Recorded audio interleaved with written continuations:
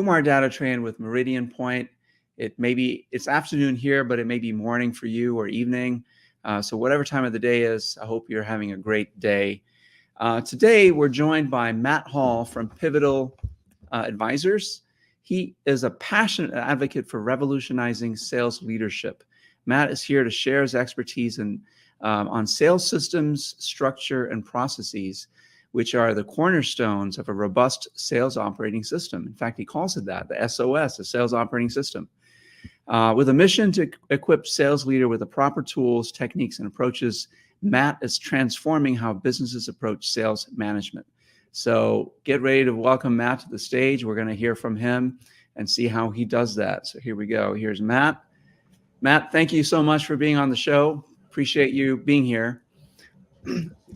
I hope I did your intro justice. I hope I covered all. I know you do more than just that, but those are the key things that I took away from our last conversation. So I thought I would highlight them. Oh, I think you did a great job. Probably did better than I would have done myself, actually, because sometimes it's hard to toot your own horn. Yeah, and that's true. I find the same issue with me.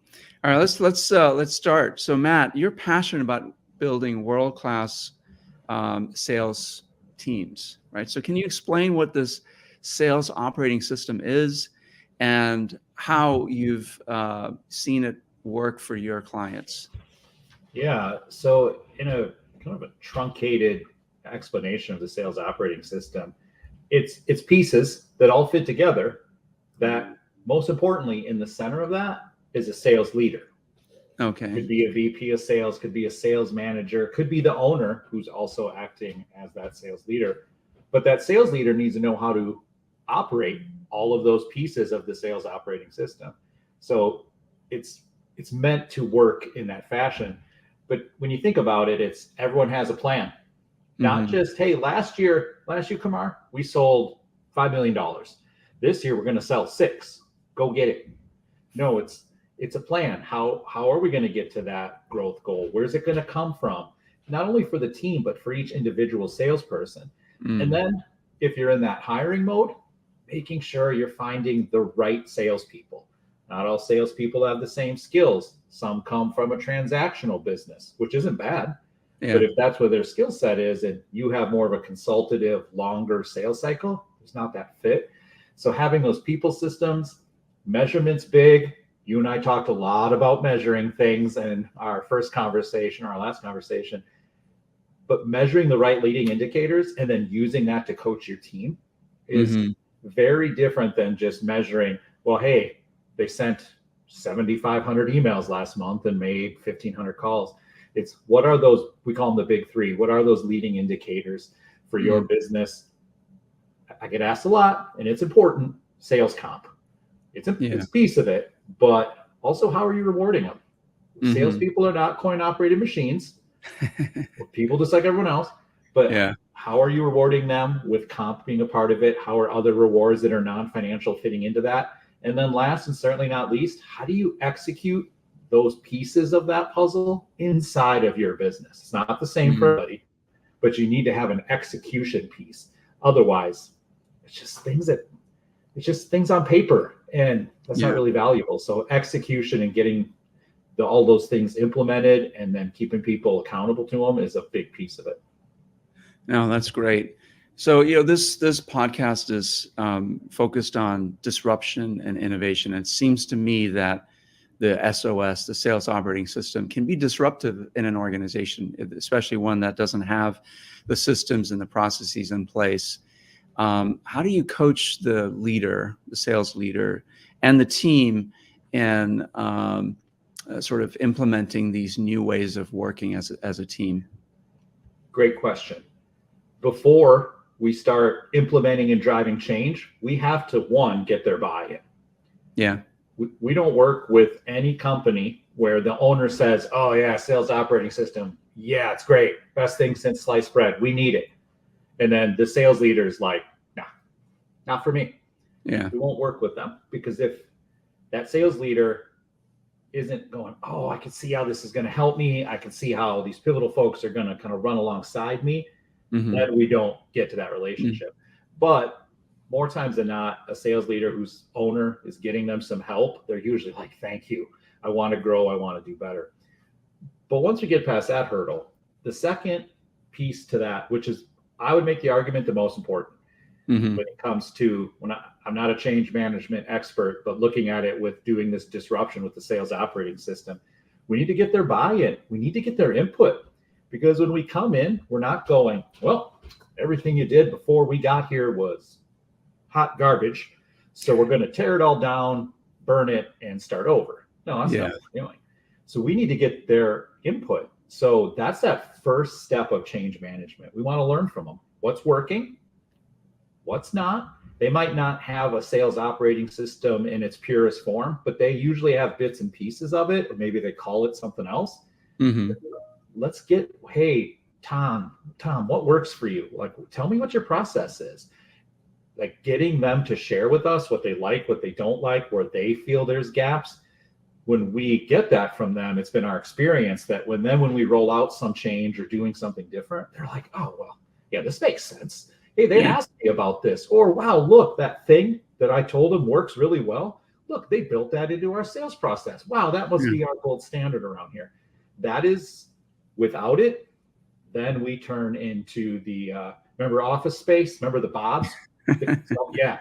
Otherwise, we could turn into that, and we don't want to. So that first step of getting that change is that. It's huge. In my experience, if you skip it, you're making things harder for yourself, and you might, I don't want to say you'll never drive change, but you might make that change harder. It might take a heck of a lot longer if you don't get some input and get their buy-in on the why really early. Yeah. No, that's a great set of advice that you gave out, in terms of change. Change is a hard thing to manage, and the bigger the organization, the harder it is to manage it. In fact, change is almost unmanageable. You almost have to be a shepherd. You're kind of shepherding the change along, and so you have to really hear the people, hear what they're saying, both on stage and off stage. And I think there is a distinction. People will say what you want to hear when they're in front of their boss, but they're going to say something possibly different than when they're talking in the water cooler with their colleagues, right? Like, oh, this Matt guy, he's coming in here putting this new operating system. We don't need this. We've been doing this for, the way we've been doing it for 10 years. It's worked just fine. I don't know what he's doing. So what do you do with that when you get resistance like that? Yeah, we do run into it. It's unavoidable. Business is easy. People are messy, that old adage. But when we run into it, it kind of depends on our level of engagement with the organization. In some organizations, they pull us into a more deeper relationship earlier, which makes it easier for us to do that. If we do, you mentioned the one-on-one. We are huge fans of that, because that's where the reality of their situation, their life, an opportunity, whatever it is, that's where it comes out. So we try to have those conversations in those one-on-ones and just make it a open forum. Like, hey, here's what we're seeing. What do you think's getting in the way? Or what is that hurdle? Or why do you think this doesn't fit? Maybe they didn't share it in kind of the early stages of our engagement. Maybe they were scared to say it. Yeah. All okay to experience that. And I've been there myself. I'm like, I'm not saying anything. So we try to get all those parties individually, even if it's not them directly telling us, but maybe telling their sales leader or the owner or CEO, like, what are they saying? Like, it's okay. You're not going to hurt our feelings. But we try to take it and not have it be water cooler type talk if we can avoid it, because some salespeople, and I'll pick on my brethren for a second, they leave a wake. What I mean by that is, oh, wow, Gina, she's the top producer. If Gina says it, it goes, and good or bad. And if that person leaves a wake, man, that can derail. Like, we could have a whole team of people that are like, this is awesome. I love this new process. This growth strategy is legit. Man, this change to our comp plan, this actually makes me want to go a little harder because it aligns with our plan. Yeah. And then you have that one wake maker. Ooh, you can do that. So again, the water cooler happens, or the text messages if they're remote, but we're trying to make sure that we get those conversations to happen somewhere.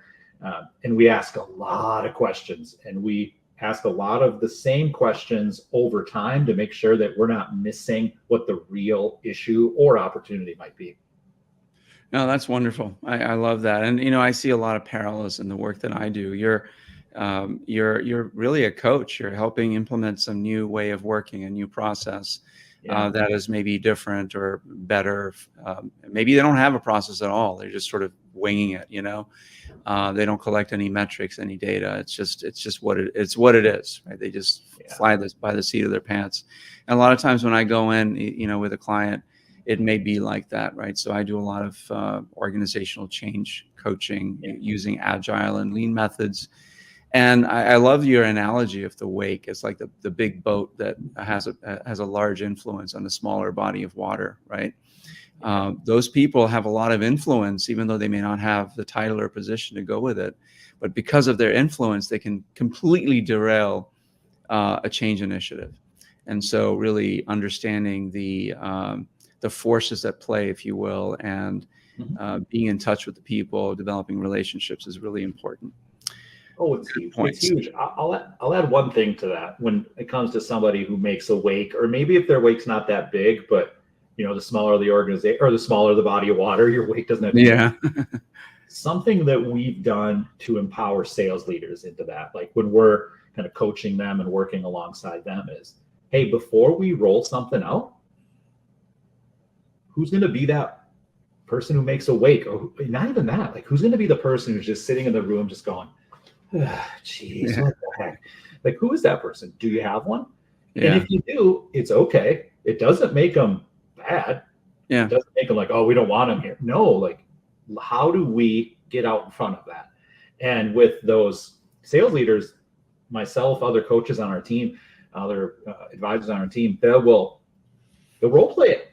Like, hey, all right, Kumar, he's going to be a problem. Okay, so like, well, what do you think he's going to ask? Let's work through it. And we might come to something like, oh, you know what? Maybe we need to pull you aside and share that with you early, kind of give you a preview. Like, hey, here's what we're putting out. We haven't shared it with the team yet. We wanted to get some of your initial feedback. Again, is that every case? No. Sometimes that'll make a bigger wake in its own right. But if it's somebody that's that important, like maybe we add an extra step to get them to go, oh, yeah, okay, I see why we're doing this now. And then when we roll it out to the whole team, they're less likely to give you the, that's kind of the idea. Again, it depends on the person, depends on the situation, but we're always thinking, how do we limit that as much as we can?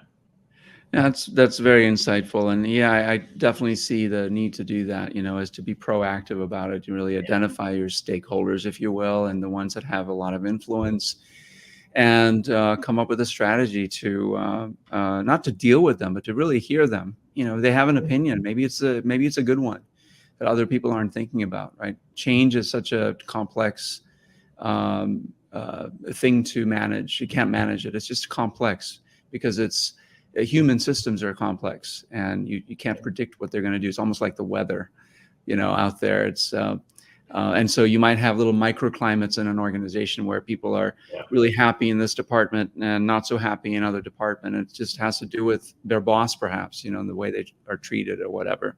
So it's good that you do that. So as a consultant working with your clients, you're not just there to implement a process. You're there to do it in a way that benefits the client as much as possible, right? To actually install a system that will raise their capability in some way so that they will get more value from sales. That's my interpretation. I think that's what you do. I mean, it's definitely a part of it. I'll tell you, the other reason that we take the approach that we do is I've had this experience recently where I talked to a client that we haven't worked with like since before COVID. So like, what are we at? 4 years now, 4 or 5 years. And again, the work was done. They didn't need us. Their leading indicators, everything was moving in the right direction from when we started to when we left. And that's a good thing. We don't need to work with somebody forever.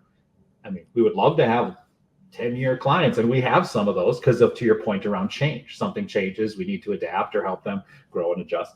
But with those clients you haven't talked to in a while, and they're like, oh yeah, hey, thanks for the call. I had a question on like, and they'll say something like the process we helped build, or like the onboarding for new salespeople, or whatever it was that we were working on in that moment. Like 5 years later, they're like, hey, can you hold on? I'm going to pull it up quick. Like they still use it. And we haven't been in there for a long time. That's the other reason we build, help them implement, help kind of this wake situation if they have it, because we want it to last. It's not just, hey, let's try this for 6 months and see if we get a better result. And, maybe they have a magic bullet. I don't have any. If you do, call me. But it's so much more of like, we want it still operating, still working. And then they make adjustments and tweaks when we're not in the room. We can't be in every single room all the time. Yeah, that's awesome. So you're building in, as part of your process, you're building in resilient systems that are going to stand the test of time. And there's proof right there. People that call you years later, they're still using these systems and getting value from them. That's awesome. I'm going to shift gears a little bit. You emphasize that sales leadership is very different from being a salesperson. What are some of those differences, the key differences? Oh, I lived this in a past role in another organization. Typically, sales leaders are promoted from the highest producing salespeople. Mm-hmm. Was my case. There's a lot of cases like that. I'm by no means alone. And it makes sense. Like, hey, this person's good at selling these purple widgets or these services or whatever it is. Well, yeah, have him lead this team. Have him do what he did. Okay. But when you're a good salesperson, most good salespeople do a couple of things different than the average salesperson. One, they spend a lot of time planning, usually 2 to 4 times more time planning, and I'm talking their year, their quarter. Okay, well, that's great when you're a salesperson. That doesn't always work when you're a sales leader. What do you mean time to plan? No, I got to chase down these fires. Like I got these people problems. I got to report up to the boss. Okay. So one of the things that they were successful with that time planning, now that's gotten taken away. That's a huge difference in one aspect of what made them successful. And when you're a sales leader, you still have to hit the number. Actually, you're more responsible for the number, but you are not responsible typically for closing the deals, which is another thing you used to be good at. Yeah. So I will share for myself is when I got put into a sales leader role, I'm like, okay, what's the plan? I always had a plan for myself, but no one ever taught me how to build a plan for a team. No one ever gave me the guidance to say, okay, if you go to your team and you say, okay, Kumar, this is your plan. Julie, this is your plan. Tina, this is your plan. You don't care. Yeah. It's my plan. I'm bestowed upon you. No one told me how to go, like, give them a framework of what you kind of are thinking about a plan, framework, or give them a tool and make it easy for you. But then you build it. Then you present your plan to me. And I'm like, oh, wow, I might have some feedback. But then the power of that is really, it's tenfold. Now it's your plan. Not mine, yours. You will be much more accountable to your own plan because you built it. And then it's my job just to make sure you stay on track. But again, those two things, the planning in particular, and then the, oh, well, you know what? I'll just do it. Oh, Kumar has this deal. Yeah. He's got this deal. Well, I know how to close deals. I'm the sales leader. Just get me on that call. I'll go close that deal for you. Okay. It's not necessarily bad, but what I did there is I made you dependent on me. Yeah. I didn't coach you. I didn't make you better. None of it was your idea. It was just, hey, yeah, we need this deal. Bring in whomever that we need to close it. Those are the planning, and then the, oh, I'll just do it, are the two biggest things that I see with sales leaders who don't get shown what good looks like.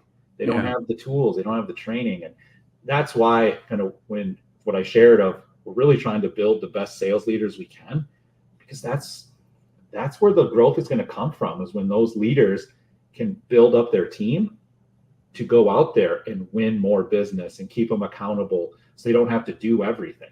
It's not scalable. You can't have your sales leader working 80 hours a week and completely expect like, unicorns and rainbows on everything. It's just not scalable or sustainable.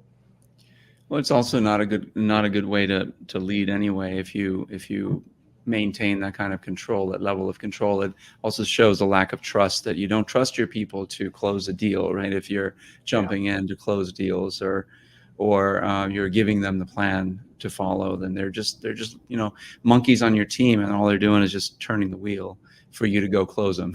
It's funny you say that. We have a saying that kind of just permeates through our team.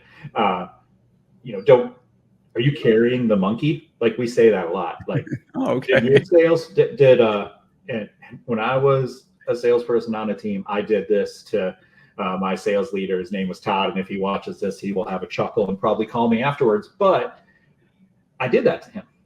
I'm like, oh man, this is a mess. Yeah, everything going the way I want. So I made him carry the monkey. Yeah. Was I doing it? It wasn't good for him. Wasn't good for me. Wasn't good for the organization. And most importantly, it wasn't good for the client. So like, when you say that monkey, like, who's carrying the monkey? Because again, sales leaders help. Maybe sometimes, I'll carry the monkey over this next block, but it's your monkey, not mine. Yeah. And if you build them up in that fashion, give them the tools, they're more likely to carry the monkey themselves. Yeah, absolutely. I got to build. The key to building resilient teams is to empower them so they can operate autonomously. They don't need your help. But as a leader, any kind of leader, no matter what you are, you're there to provide them coaching and guidance and support and critical feedback so they can keep getting better. And so that's what I hear you're saying as well, is that the coaching and the training you provide sales leaders allows them to do that. Because you're right. A lot of people get promoted because they're really good at their job, not because they have great leadership skills. And so those things have to be learned on the job. I remember when I first got promoted to a leadership position, I had to learn how to lead. I didn't know how to lead. I was just really good at what I did, and it's hard no matter what your role is. And it sounds like your company and you provide that kind of guidance and coaching. So that's awesome. Yeah. And a lot of people just don't know it. And I've talked to sales leaders who've been sales leaders for a while, and they're like, man, I've just been working my tail off, and I care about these people. I had one guy tell me we were just doing random acts of sales. I'm like, oh, that's okay, funny. All right. But again, it doesn't make them bad, and it doesn't make them like, oh my gosh, they're a terrible person or whatever. No, they just haven't been shown what good looks like yet, and have a plan and a system. Yeah. So like that, we come back to that coaching, because so many times it's, oh yeah, here's the situation, man, I've never run into this before. What do you think I should do?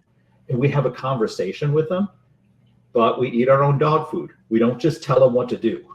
Like, it's more of a, hey, like, how do we come to this solution? Like, what are you thinking? What are you seeing? What have you tried in the past?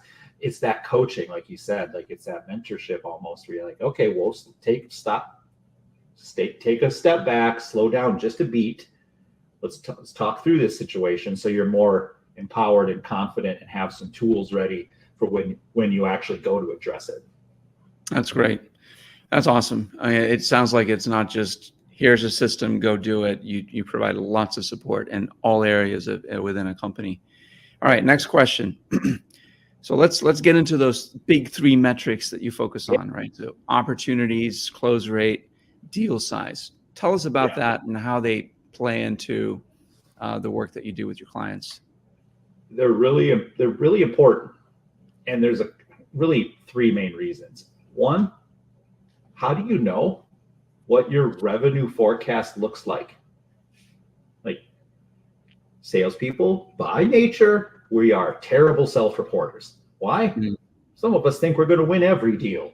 Some of us, like, it is what it is. Like, there's a confidence, okay, kind of makes us good at our job. But when you start to look at from a sales team perspective and kind of from a trend perspective, we want to know, like, how many opportunities are we getting, the things that you mentioned. So like, just from I'm not saying forecast your pipeline.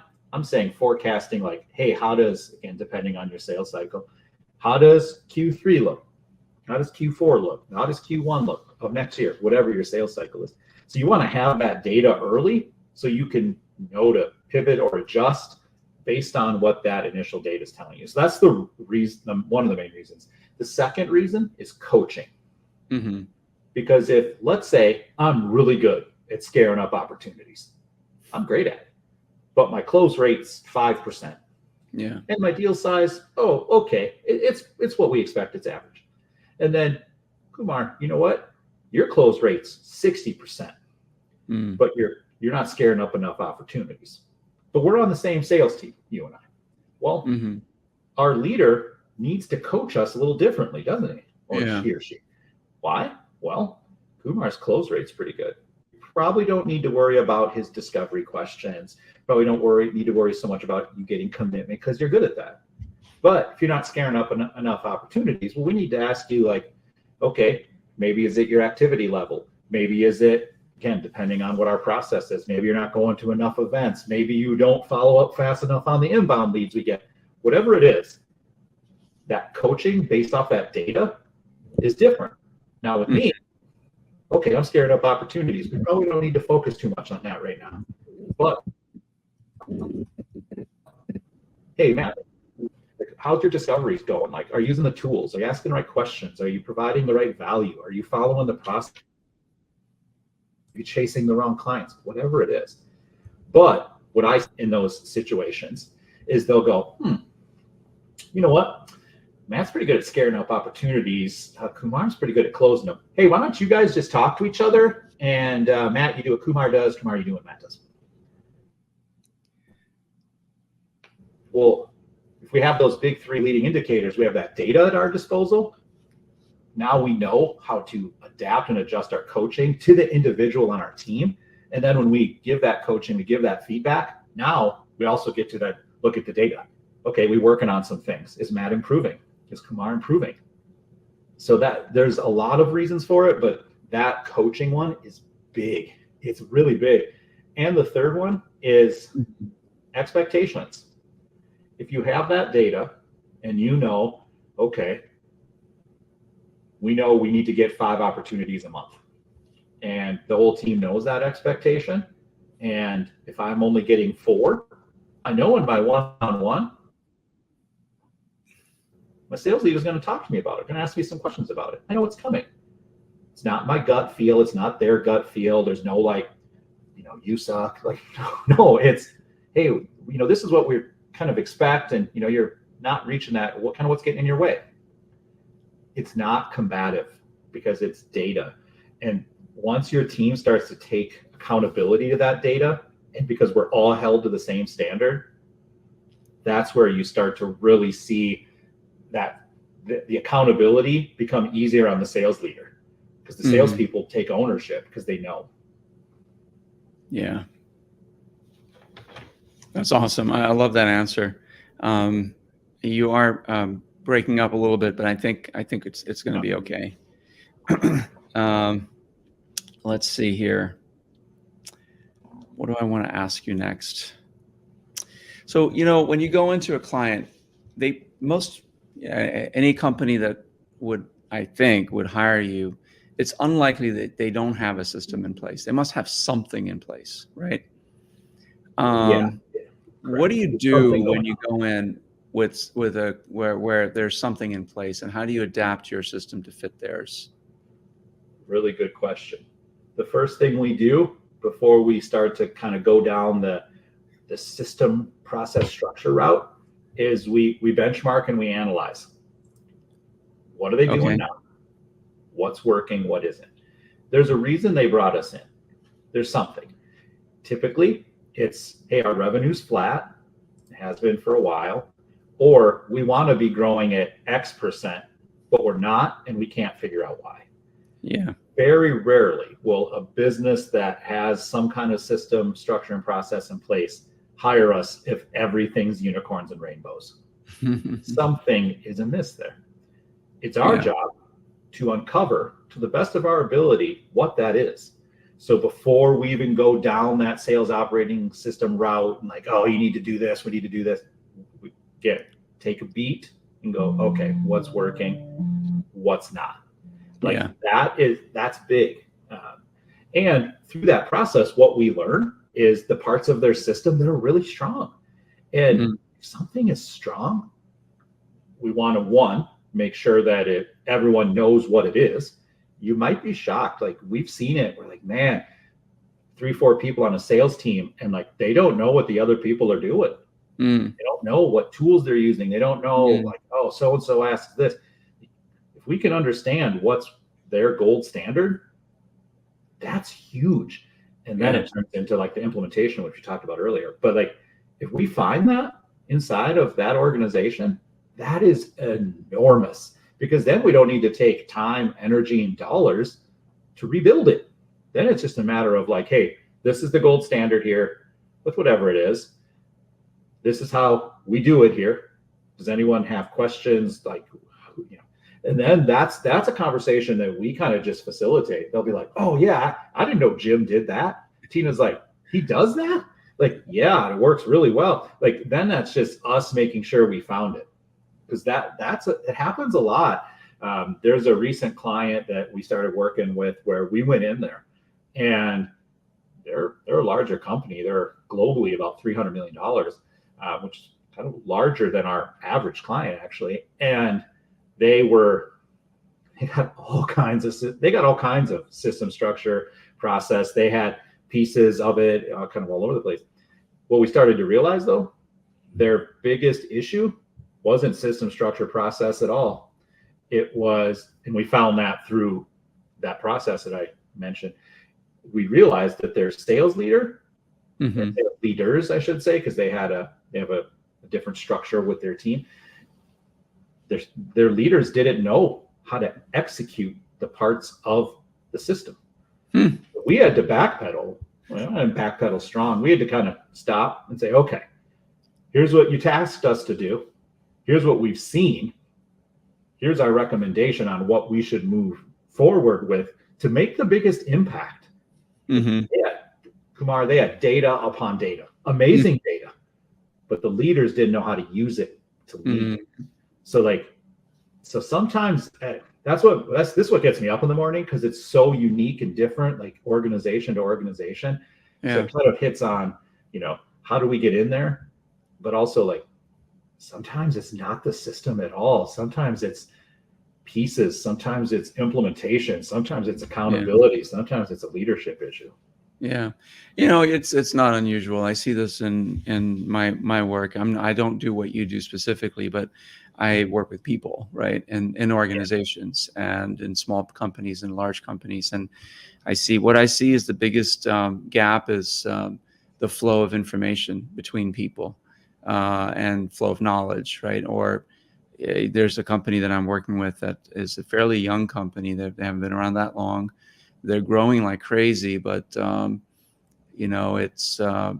haven't put in systems in place to allow for knowledge sharing. So what works in one part of the company isn't being shared with another part, and so this leads to inconsistencies, and eventually can be worse, right? I mean, they're young, they're doing well, they're providing a service that their customers love, all great, but eventually, if they don't do something to shore up their systems and shore up the way they share information between teams, then they're gonna get disrupted by someone else, that does a better job at that.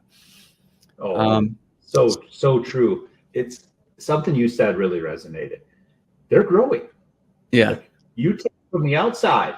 You're not behind the curtain. You're like, they're one of these rocket ships. They're going like this.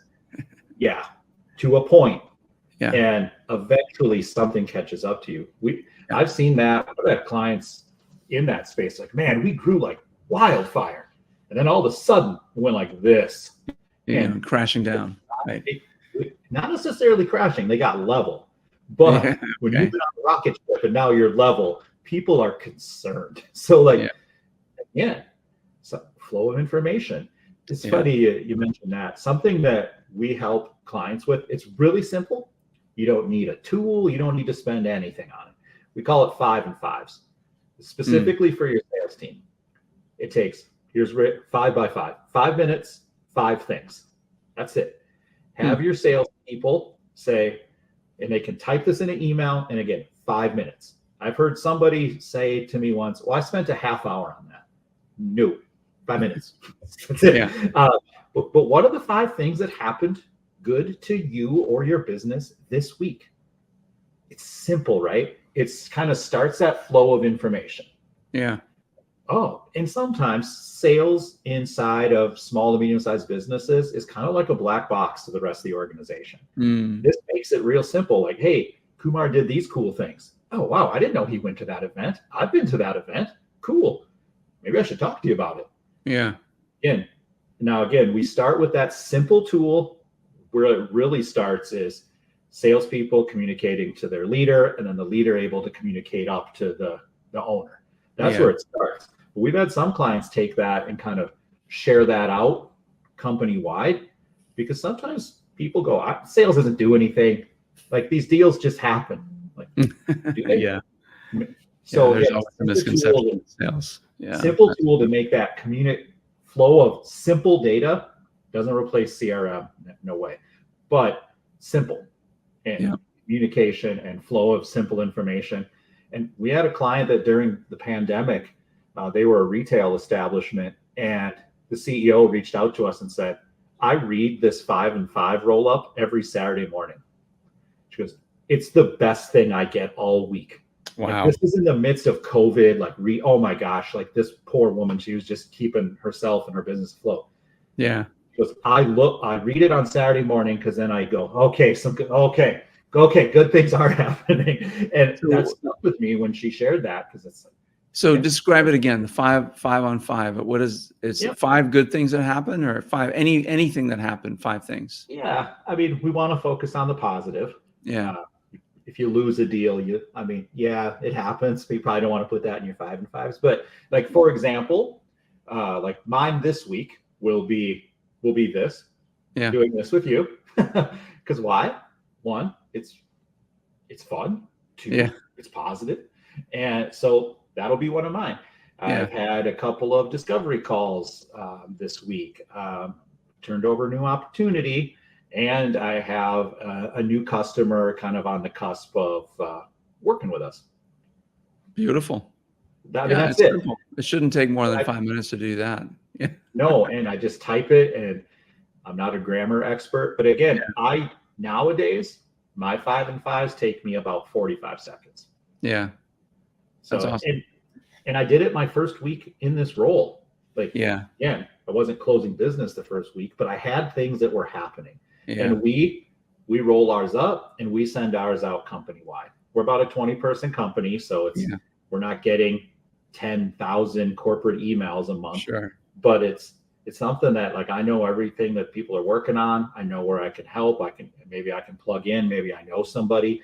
Like, it just makes that simple flow of information and the communication simple. Yeah, I like it. I'm gonna suggest it to my partners. Just something for us to do as a company. Just share our successes each week. The 5 things that were good about the week. I think that's fantastic. That's a great idea. Yeah. We get caught up in the trivial and sometimes the negative. That's right. For myself. And why not just focus on the positive? Yeah, for sure. And I send mine out every Friday. It's like the last thing I do to wrap up my week, and it always leaves me with a smile, which is big. Yeah, that's awesome. That's great. All right, one last question, and that is again, disruption, right? This theme of disruption. AI is in everything, right? Yeah. Everywhere. How is AI either helping or hindering your ability to serve your clients? I wouldn't say it's hurting. I haven't heard it. I've not heard from anybody that directly or anyone on my team said it's hurting. Okay. So I'll start with that. The one thing I have been seeing is there are a lot of, one of my clients is in the AI space, does different types of AI training. So I've learned a lot from that gentleman about this. But what I've really been seeing with it helping is when a business has a plan with it. Do I see it replacing human beings? I do not. That's just personal opinion.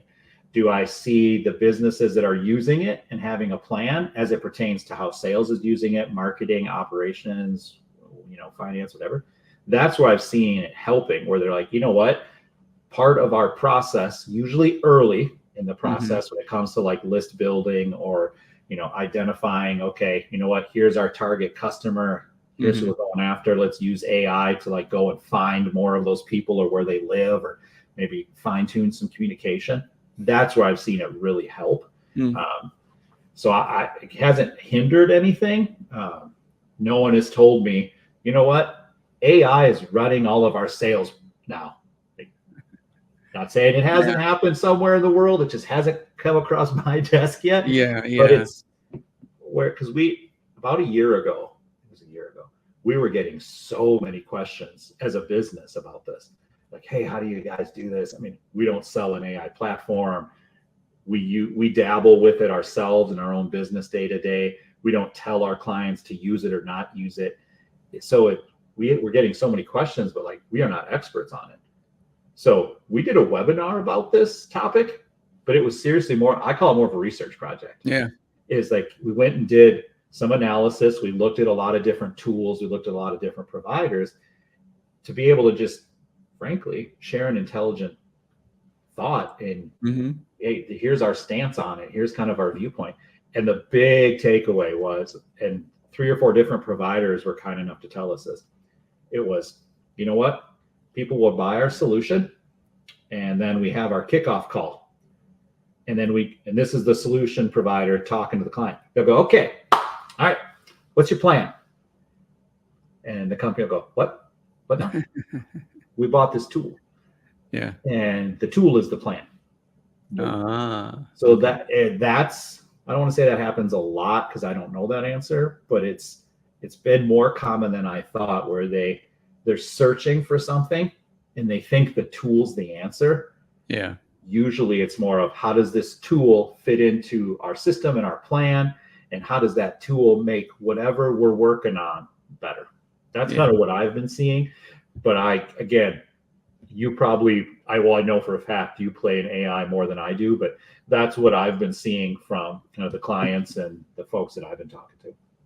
Yeah, it's definitely, there's now AI sales agents that, that pick up the phone. I mean, they don't literally pick up the phone. It's all computerized, digitized, right? And they talk to people and stuff. But I don't know how effective they are. I do know, though, that AI is progressing at an exponential pace. And it's the playing field is going to look completely different a year from now, 6 months from now, and so I'm curious. We don't have time to get into it. Maybe I'll have you back on another show, and we can talk about the future of pivotal advisors and just in sales consulting in general, to explore some of those topics. Where does sales go in the future? I mean, it's already doing so much for us with AI, helping us with lead generation, with copywriting, with all kinds of things, right? With combining business intelligence and decision making and things to make our jobs a little bit easier, regardless of the role we play. What does the future look like? So maybe put your thinking hat on, and we'll get back on for another session at some point. I dig that. My wheels are already turning. I love how you planted that seed with me, because there's a lot there. And there's a lot there. There's a lot there that is unknown. And I would love to talk to you about that further. And kind of as I think about it, I mentioned it. Have a plan. Yeah, of course. And again, if AI is part of your plan, fantastic. Love it. What's the plan? And who's accountable to the plan? And how are we measuring success? How do we coach people inside that plan? And whatever tool you use is the tools you use. But we should have another chat about that. That's good advice, Matt. Thank you. Thank you so much for being on the show. Is there anything I didn't ask you that you'd like to get off your chest? No, this was good. I can't believe we are already 45 minutes in. We covered a lot of ground. But no, there was nothing. This was great. And I hope kind of the viewers get some feedback or get something they can use. And if they have feedback, they could look me up, and I'm happy to chat in whatever channel or whatever mode they would like. Yes, I will include your information in the show notes for this Oh, thank podcast you. and this YouTube, so that people will be able to find you and reach you for to have conversation, right, about their sales process, about their process in general, right? So thank you again for being here. Thank you for watching the show. Appreciate it. See you next time. Bye bye.